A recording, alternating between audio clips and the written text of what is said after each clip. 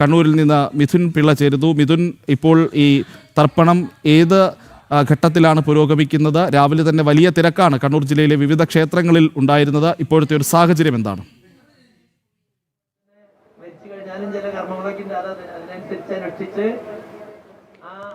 പ്രജിത്ത്, കർക്കിടക വാവ് ദിവസത്തിൽ കണ്ണൂർ ജില്ലയിലെ വിവിധ ക്ഷേത്രങ്ങളിൽ വലിയ തിരക്ക് തന്നെയാണ് നമുക്ക് അനുഭവപ്പെടുന്നത്. നമ്മളിപ്പോൾ നിൽക്കുന്നത് കണ്ണൂർ പയ്യാമ്പലം കടപ്പുറത്താണ്. ഇവിടെ വലിയ തിരക്ക്. രാവിലെ ഏതാണ്ട് പുലർച്ചെ 3 മണിക്കാണ് സേവാഭാരതിയുടെ നേതൃത്വത്തിൽ പ്രത്യേകം തയ്യാറാക്കിയ സ്ഥലത്ത് ഈ പിതൃതർപ്പണ ചടങ്ങുകൾ തുടങ്ങിയത്. 3 മണി തൊട്ട് തന്നെ വലിയ തിരക്ക് ഇവിടെ അനുഭവപ്പെടുന്നുണ്ട്. ഇപ്പോൾ തന്നെ ഏതാണ്ട് 5000-നടുത്ത ആളുകൾ ഇവിടെ വന്ന് പിതൃതർപ്പണ ചടങ്ങുകൾ പൂർത്തിയാക്കി മടങ്ങിയിട്ടുണ്ട് എന്നാണ് നമുക്ക് മനസ്സിലാക്കാൻ വേണ്ടി സാധിക്കുന്നത്. രാവിലെ അല്പസമയം മുൻപ് വരെ ഏതാണ്ട് വലിയ ക്യൂ ഇവിടെ നമുക്ക് ദൃശ്യമായിരുന്നു. പക്ഷേ ഇപ്പോൾ ആളുകളുടെ എണ്ണം കുറഞ്ഞു വന്നിട്ടുണ്ട്. മാത്രമല്ല ഇപ്പോൾ ശക്തമായ വെയിലടിച്ചു തുടങ്ങിയിട്ടുണ്ട്. അതുകൊണ്ട് തന്നെ ആളുകളുടെ എണ്ണം കുറച്ചൊന്ന് കുറഞ്ഞിട്ടുണ്ട്. പക്ഷേ ഇപ്പോൾ ഈ ഒരു സമയത്തിനുള്ളിൽ തന്നെ ഏതാണ്ട് 5000-നടുത്ത് ആളുകൾ നിലവിൽ ഈ പിതൃതർപ്പണ ചടങ്ങുകൾ ചെയ്ത് മടങ്ങിയിട്ടുണ്ട് എന്നുള്ളതാണ് എടുത്തു പറയേണ്ടത്. കാലങ്ങളായി സേവാഭാരതിയുടെ നേതൃത്വത്തിൽ പയ്യാമ്പലത്ത് പ്രത്യേകം തയ്യാറാക്കിയെടുത്ത് ഈ പിതൃതർപ്പണ ചടങ്ങുകൾ ചെയ്യാനുള്ള സൗകര്യങ്ങൾ ഒരുക്കി നൽകാറുണ്ടായിരുന്നു. വർഷങ്ങളായി ചെയ്തു വരുന്നതിൻ്റെ പതിവ് രീതി തന്നെയാണ് ഇത്തവണയും സേവാഭാരതിയുടെ നേതൃത്വത്തിൽ തുടർന്നുകൊണ്ടിരിക്കുന്നത്. പ്രത്യേകം എത്തുന്ന ആചാര്യന്മാരുടെ നേതൃത്വത്തിൽ മന്ത്രങ്ങൾ ചൊല്ലിക്കൊടുത്ത് ഓരോ ചടങ്ങുകളും ചൊല്ലിക്കൊടുത്തുകൊണ്ട് തന്നെ ഈ ഒരു പിതൃതർപ്പണ ചടങ്ങുകൾ പൂർത്തിയാക്കുകയാണ്. ഒരുപാട് ആളുകൾ പിതൃമോക്ഷം തേടി ഇവിടെ പിതൃതർപ്പണ ചടങ്ങുകൾ ചെയ്യാനായി എത്തിയിട്ടുണ്ട്. ഒരുപാട് ആളുകൾ നമ്മൾ വന്ന സമയത്ത് തന്നെ വലിയ തിരക്ക് ഇവിടെ അനുഭവപ്പെടുന്നുണ്ടായിരുന്നു. അതുകൊണ്ട് തന്നെ എല്ലാവിധ സൗകര്യങ്ങളും പരാതികളും പരിഭവങ്ങളും ഇല്ലാതെ ഈ ചടങ്ങുകൾ പൂർത്തിയാക്കി മടങ്ങാനുള്ള എല്ലാവിധ സൗകര്യങ്ങളും സേവാഭാരതിയുടെ നേതൃത്വത്തിൽ ഒരുക്കിയിട്ടുണ്ട്.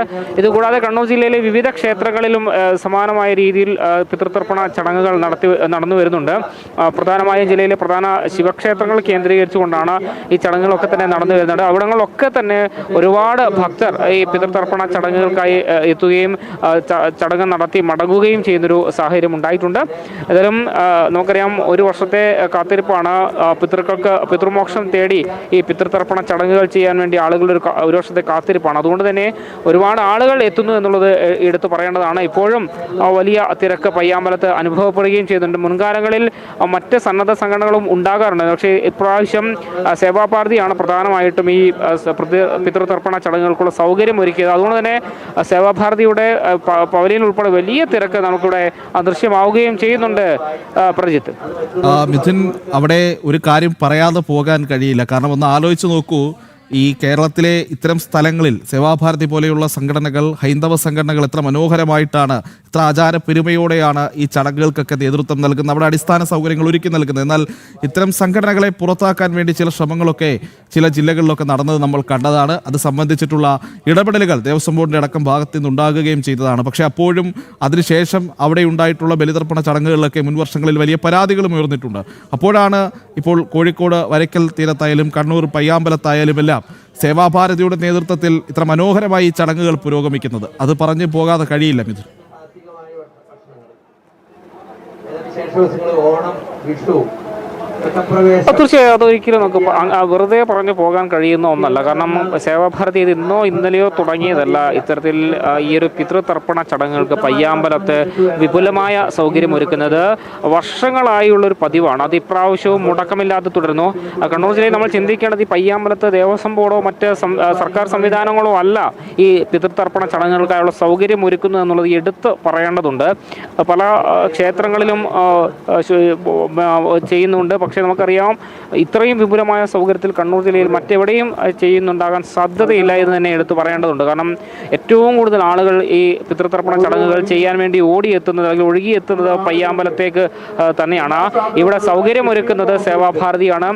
പലയിടത്തും ഈ സേവാഭാരതിയെ പുകച്ച് പുറത്ത് ചാടിക്കാനുള്ള ശ്രമം പല ക്ഷേത്രങ്ങളിൽ നിന്ന് സർക്കാർ സംവിധാനങ്ങൾ വഴി നടത്തുമ്പോൾ ഇവിടെ സർക്കാർ ചെയ്യുന്നതിനേക്കാൾ മികച്ച രീതിയിൽ ഈ പിതൃതർപ്പണ ചടങ്ങുകൾ മനോഹരമായ രീതിയിൽ സംഘടിപ്പിക്കുന്നു എന്നുള്ളത് കൂടി എടുത്തു പറയേണ്ടതുണ്ട്. മാത്രമല്ല ഇവിടെ വരുന്ന ഒരാൾ പോലും വിശന്ന് മടങ്ങിപ്പോകേണ്ട ഒരു സാഹചര്യം രാവിലെ ഉണ്ടാകുന്നില്ല. എല്ലാവരും കൃത്യമായി ഇവിടെ നിന്ന് ഭക്ഷണം കഴിച്ച് മടങ്ങിപ്പോകാനുള്ള സൗകര്യം ഒരുക്കിയിട്ടുണ്ട്.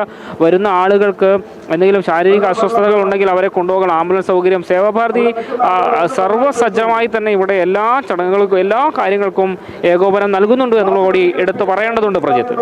ഓക്കെ മിഥുൻ, ഇപ്പോൾ നമുക്ക് തിരുവനന്തപുരത്തേക്ക് പോകേണ്ടതുണ്ട്. തിരുവനന്തപുരത്ത് ശംഖുമുഖം കടപ്പുറത്ത് നിന്നും ദിലീപ് ചേരുന്നുണ്ട്. ദിലീപ്, തിരുവനന്തപുരത്തെ ഒരു പ്രധാനപ്പെട്ട തീർത്ഥഘട്ടമാണ് ശംഖുമുഖം. അവിടെ പത്മനാഭന്റെ ആറാട്ട് നടക്കുന്ന മണ്ണുകൂടിയാണ്. അവിടെ ഏത് രീതിയിലാണ് ഇപ്പോൾ ചടങ്ങുകൾ പുരോഗമിക്കുന്നത്? ദിലീപ്.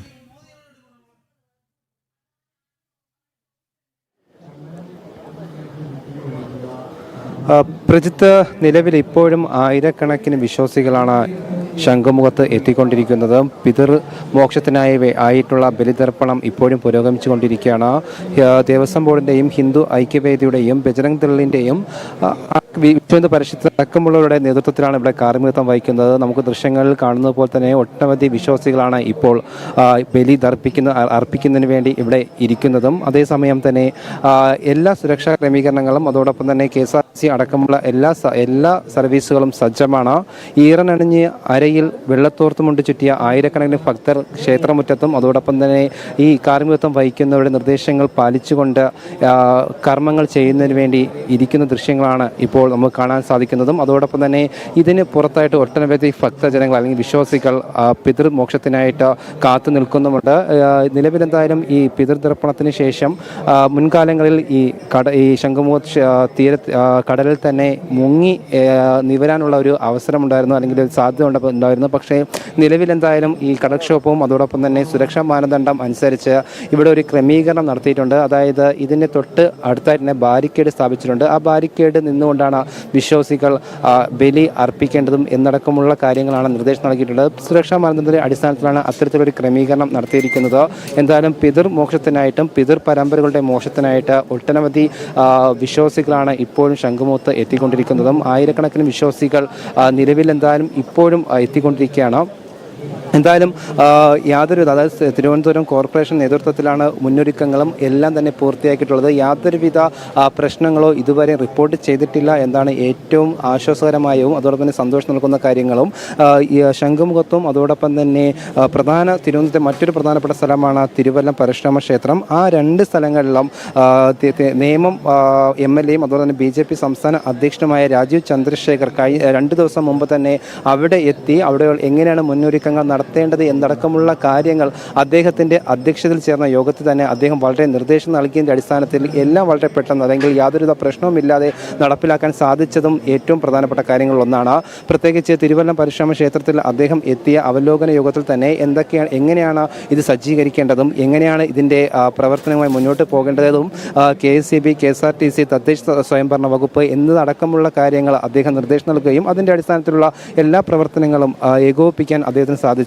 ഇവിടെ ശംഖുമുഖത്തെ സംബന്ധിച്ചിടത്തോളം നിലവിൽ ഇവിടെ എത്തുന്ന വിശ്വാസികളെ സംബന്ധിച്ചിടത്തോളം യാതൊരുവിധ പ്രശ്നവും അതോടൊപ്പം തന്നെ എല്ലാ ക്രമീകരണങ്ങളും സജ്ജമാക്കിയിട്ടുണ്ട്. വിശ്വ ഹിന്ദു പരിഷത്തും ഹിന്ദു ഐക്യവേദിയും ബജരംഗ് ദൾ അടക്കമുള്ള സംഘടനയും ഈ ഒരു പുണ്യ നിമിഷത്തിനായി നേതൃത്വം നൽകി. നിലവിലെന്തായാലും ഇപ്പോഴും ആയിരക്കണക്കിന് വിശ്വാസികൾ ഈ ശംഖുമുഖത്ത് എത്തി പിതൃ പരമ്പരയുടെ മോക്ഷത്തിനായിട്ട് ബലിതർപ്പണത്തിനുള്ള അവസരത്തിനു വേണ്ടി കാത്തു നിൽക്കുകയാണ്. പ്രജിത്ത്.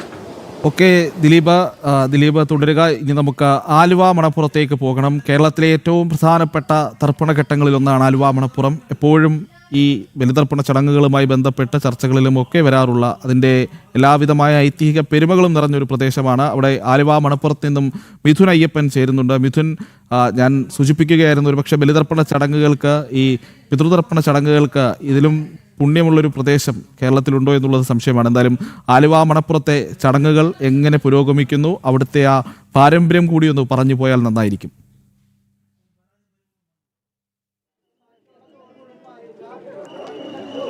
തീർച്ചയായിട്ടും ഐതിഹ്യ പ്രാധാന്യവും അതുപോലെ തന്നെ വിശ്വാസികൾ ഏറെ ആശ്രയിക്കുന്ന ഒരിടമാണ് ആലുവ മണപ്പുറം എന്നുള്ളത്.